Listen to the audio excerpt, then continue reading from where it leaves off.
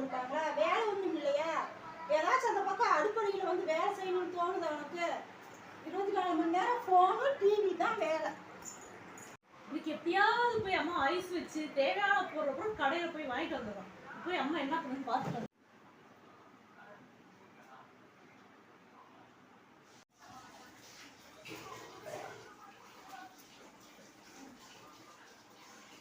ஐயோ, இன்னொரு 1/2 மணி நேரத்துக்கு இந்த பக்கமே எட்டி பார்க்க கூடாது. அம்மா வேலையெல்லாம் முடிச்சிருச்சுன்னு நினைக்கிறேன். மூஞ்சியை கழுவிட்டு இருக்கு. இப்ப போய் கேட்டாதான் கரெக்டா இருக்கும்.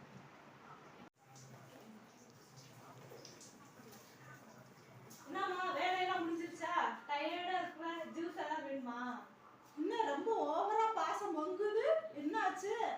இன்னும் வேலை முடியல, இன்னும் ஒரு வேலை பாக்கி இருக்கு. அதை முடிச்சுட்டு குளிச்சாதான் வேலை முடியும்.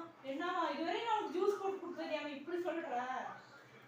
ஜூஸ் எல்லாம் அப்புறம் போட்டு கொடு. நான் போய் ஃபர்ஸ்ட் ஒரு வேலை இருக்கு, அதை முடிச்சுட்டு குளிச்சுட்டு வரேன். அப்புறமா எனக்கு ஜூஸ் கொடுத்தாங்க. என்னம்மா ஒரு வேலையை கூட நான் பண்ண மாட்டேன்னா அது நான் பண்றேன், என்னன்னு சொல்லுமா?